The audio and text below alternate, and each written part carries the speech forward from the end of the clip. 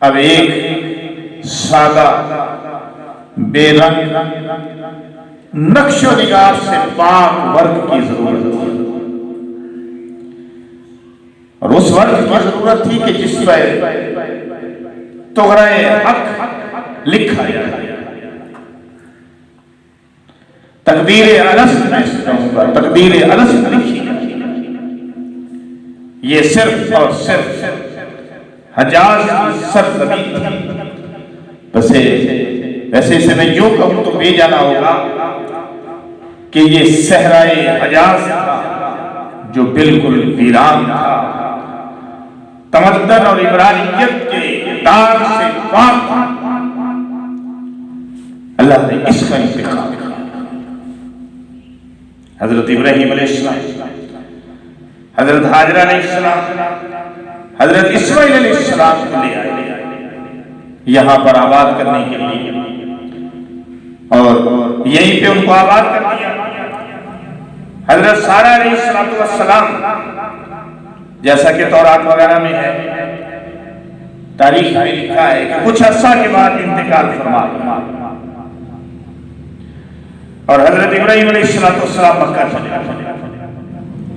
حضرت اسماعیل علیہ السلام اس وقت جوان ہو چکے تھے، اعلان حق میں اپنے بابا کے ہم نوا ہو چکے تھے، ہم آواز ہو چکے تھے۔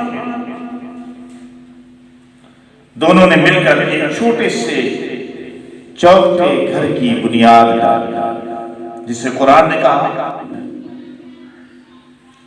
وَإِذْ يَرْفَعُ إِبْرَاهِيمُ الْقَوَاعِدَ مِنَ الْبَيْتِ وَإِسْمَاعِيلُ، سورہ بقرہ آیت نمبر 15۔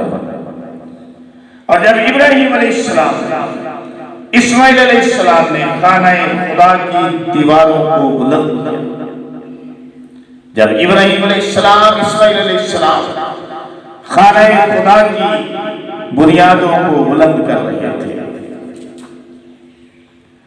گھر بن گیا، گھر بن گیا۔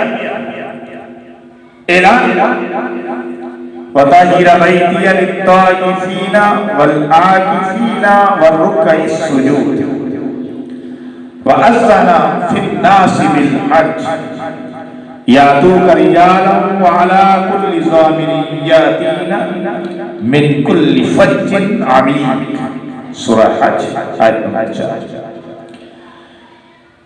ہمارا گھر طواف کرنے والوں کے لیے، نماز ادا کرنے والوں کے لیے، قیام کرنے والوں کے لیے، رکوع کرنے والوں کے لیے، سجدہ کرنے والوں کے لیے پاک کرو، اور تمام لوگوں کو پکارو کہ حج کرنے کے لیے آئے، پیدل بھی، دبلی پتلی سواریوں پر یعنی اونٹنیوں پر آئے، ہر دور دراز گوشے سے آئے۔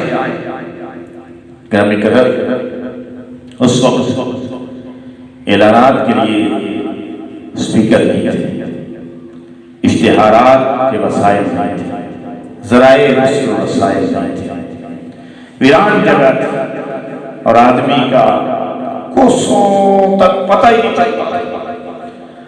ابراہیم علیہ السلام کی آواز حدود حرم سے باہر نہیں جا سکتی، اس کو میں کہوں گا کہ نہیں سی آواز کہاں کہاں پہنچی، مشرق سے مغرب تک پہنچی، شمال سے جنوب تک پہنچی، زمین سے آسمان تک پہنچی۔ علامہ ازکی فرماتے ہیں، تاریخ مکہ میں لکھا ہوا ہے کہ حضرت ابراہیم علیہ السلام نے جو کعبہ کی تعمیر فرمائی نا، اس کا طول و عرض اس طرح تھا، بلندی زمین سے چھت تک 9 گز، طول حجر اسود سے رکن شامی تک 32 گز، عرض رکن شامی سے غربی تک 22 گز۔ عمارت بن چکی تو حضرت ابراہیم علیہ السلام حضرت اسماعیل علیہ السلام سے کہا کہ ایک پتھر لاؤ کہ میں ایسے مقام پر اسے لگا سکوں جہاں سے لوگ طواف شروع کریں۔ ایسی جگہ پہ نصب کروں جہاں سے طواف کا آغاز ہو سکے۔ چنانچہ پتھر لایا گیا۔ خدا کا یہ گھر ایسا سادہ تعمیر ہوا تھا گرامی قدر کہ نہ چھت تھی، نہ کیواڑ تھے، یعنی دروازے نہیں تھے، چوکھٹ نہیں تھی، بازو نہیں تھے۔ جب کسی بن کلاب کو کعبہ کی تولیت حاصل ہوئی تو انہوں نے قدیم عمارت کو گرا دیا اور نئے سرے سے تعمیر کی اور کھجور کے تختوں کی چھت ڈال دی۔ کعبہ کی برکت دیکھیے اور کشش کہ لوگ آس پاس سے یہاں آ کر آباد ہونے لگے۔ اور سب سے پہلے آپ کے علم میں اضافہ کروں، سب سے پہلے جو قبیلہ آباد ہوا وہ بنو جرہم کا قبیلہ تھا۔ اس قبیلے میں مزاز بن عمر جرہمی ایک ممتاز شخص تھے، سردار تھے کہ حضرت اسماعیل علیہ السلام نے انہی کی لڑکی سے شادی کی۔ ان سے 12 بیٹے ہوئے، 12 اولادیں ہوئی جن کے نام تاریخ میں لکھے ہیں۔ ان میں سے اکثر اہل عرب جو ہیں، اہل عرب اکثر وہ کیدار کی اولاد میں سے ہیں۔ حضرت اسماعیل علیہ السلام کی وفات کے بعد ان کے بڑے بیٹے نادر کعبہ کے متولی ہوئے۔ ان کے مرنے کے بعد ان کے نانا مزاج نے یہ منصب حاصل کیا اور کعبہ کی تولیت خاندان اسماعیل علیہ السلام سے نکل کر جرہم کے خاندان میں چل گئی۔ لیکن پھر ایک وقت آیا کہ قبیلہ بنو خزاعہ نے کعبہ پر قبضہ کر لیا اور مدت تک اس خاندان میں یہ منصب جاری رہا۔ حضرت اسماعیل علیہ السلام کا خاندان موجود تھا، لیکن اس نے کوئی مزاحمت نہیں کی، لڑائی نہیں کی، جھگڑا نہیں کیا، کام چل رہا ہے چلنے دیا۔ قصی بن کلاب کا زمانہ آ گیا تو انہوں نے اپنا آبائی حق جو کعبہ کی تولیت کا تھا اس کو حاصل کر لیا۔ حرم کعبہ پر سب سے پہلے جس نے غلام چڑھایا، بردہ چڑھایا، وہ یمن کا حمیری بادشاہ تھا، اس کا نام تھا اسد تبا۔ یمن میں خاص قسم کی چادریں بنی جاتی تھی جن کو بردہ یمانی کہا جاتا تھا۔ یہ بردہ انہی چادروں سے تیار کیا گیا تھا۔ قصی بن کلاب کے زمانے سے تمام قبائل ان پر ایک محصول لگا دیا گیا جس سے یہ بردہ یعنی کعبہ کا غلاف تیار کیا جاتا تھا۔ علامہ ازکی نے لکھا ہے کہ آن حضرت صلی اللہ علیہ وسلم نے بھی یمنی چادر چڑھائی، یمنی چادر کا بردہ کعبہ پر بطور غلاف چڑھایا۔ لیکن اس روایت کا سلسلہ جو اس میں ایک واقعی موجود ہے۔ خدا کا گھر، اب دیکھیے کہ کچھ ابھی اس کی تفصیل بھی میں دے دوں خانہ کعبہ پر غلاف چڑھانے کی۔ حضرت عمر رضی اللہ تعالیٰ عنہ نے اپنے زمانے میں قباتی کا پردہ چڑھایا تھا جو مصر میں بنا جاتا تھا۔ ان کے بعد معمول ہو گیا تھا کہ ہر خلیفہ اپنے عہد خلافت میں غلاف چڑھاتا تھا۔ بنو امیہ نے دیبا کا پردہ چڑھایا تھا۔ مامون الرشید ہر سال 3 غلاف چڑھاتے تھے۔ حج کے زمانے میں دیبا احمر کا چڑھایا جاتا تھا۔ رجب میں قباتی کا بردہ چڑھایا جاتا یعنی غلاف چڑھایا جاتا تھا۔ عید الفطر میں دیبائے سفید کا۔ مصر میں جب سلطان صالح بن سلطان کلام بادشاہ ہوا تو مصر کے 2 گاؤں بردہ کے مصارف کے لیے یعنی اس کے خرچے کے لیے تیار کرنے کے لیے وقف کر دیے گئے۔ خیر، یہ تھوڑی سی ڈیٹیل تفصیل دے کر میں کچھ اور آپ کے گوش گزار کرنا چاہتا ہوں۔ خدا کا گھر سیم و زر کے نقش آرائیوں سے تو مبرہ تھا، اس کا محتاج تو نہیں تھا، لیکن سلطنتوں کے ملکوں کے ایسے طریقے کار ہوتے ہیں، ایسے طریقے کار ہوتے ہیں، اس کے لوازم ہیں۔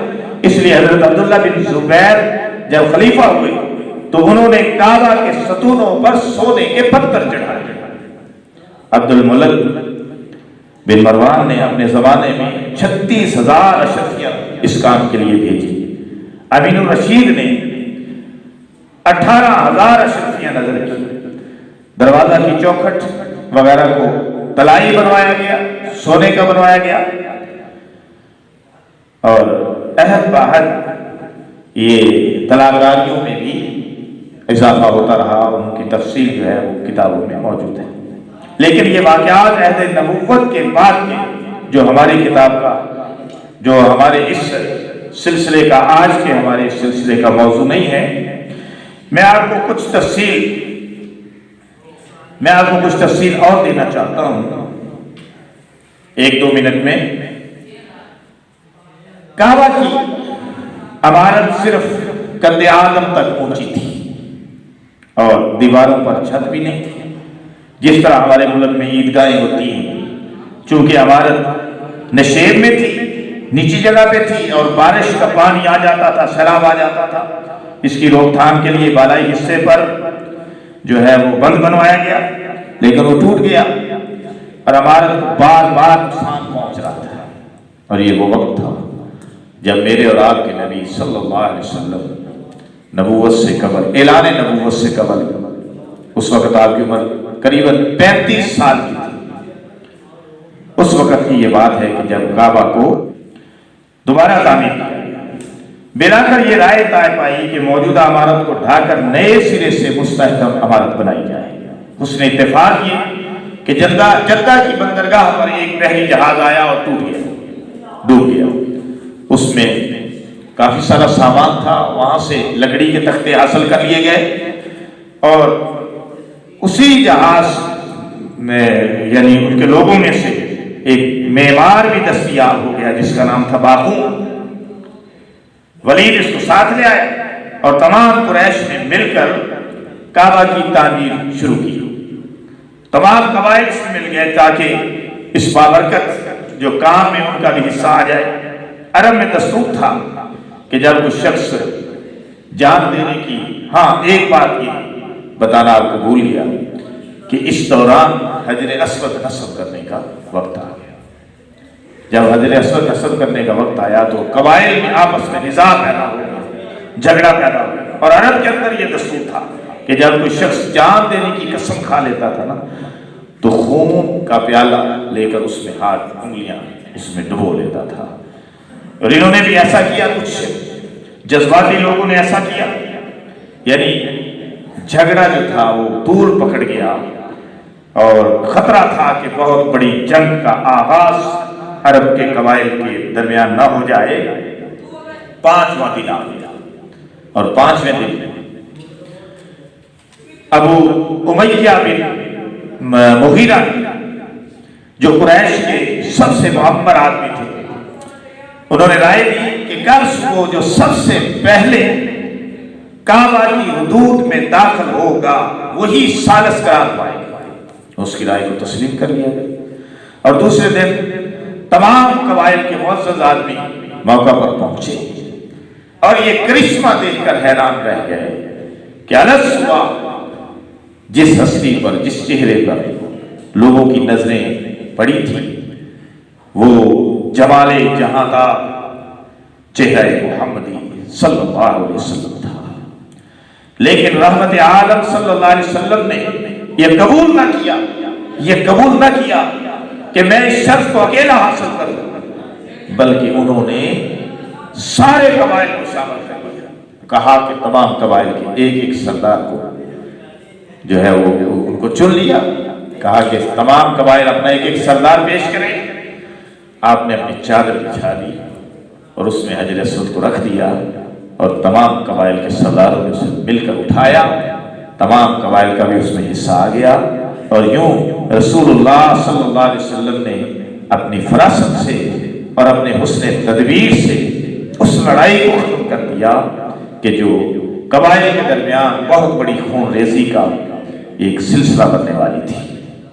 کعبہ کی عمارت اب اس پر چھت ڈال دی گئی تھی، لیکن چونکہ سامان تعمیر کافی نہیں تھا، ایک بات بھی سن لیں، یہ بھی ضروری ہے، ایک طرف زمین کا کچھ حصہ چھوڑ دیا گیا اور چھوڑ کر بنیادیں قائم کر دی گئی، اور اس حصے کے گرد چار دیواری کھینچ دی گئی، اور کہ پھر کبھی موقع آیا اور تعمیر کے لیے سامان اکٹھا ہو گیا، کچھ مال اکٹھا ہو گیا، تو پھر حصہ پھر اس کو بھی بیچ میں شامل کر لیں گے، دوبارہ اس کو شامل کر لیں گے۔ یہی حصہ ہے جس کو حتیم کہتے ہیں، اور جس کی نسبت حضرت صلی اللہ علیہ وسلم نے بعد از نبوت ارادہ فرمایا تھا کہ دیوار ڈھا کر نئے سرے سے عمارت بنا دی جائے، لیکن خیال ہوا کہ نئے سرے سے پھر جو بعد میں جو سلسلہ آئے گا، پھر خیال ہوا کہ نئے نئے مسلمان جب بعد میں آئیں گے تو یہ نہ ہو کہ یہ سلسلہ چل نکلے اور خانہ کعبہ کو پھر اس میں اضافہ ہوتا رہے، اور تعمیر میں جو ہے وہ ہوتا رہے، تعمیر میں جو ہے وہ لوگ اس کو اپنی مرضی سے ڈھاتے رہے، بناتے رہے۔ تو اس لیے رسول اللہ صلی اللہ علیہ وسلم نے پھر حتیم کو شامل نہ کیا عبادت میں۔ اسی طرح آج بھی اسی طرح حصہ ہے خانہ کعبہ کا، ہے حقیقت میں وہ خانہ کعبہ ہی کا حصہ۔ یہ کچھ تفاصیل سی خانہ کعبہ کے متعلق جو میں نے آپ کے گزار کر دی۔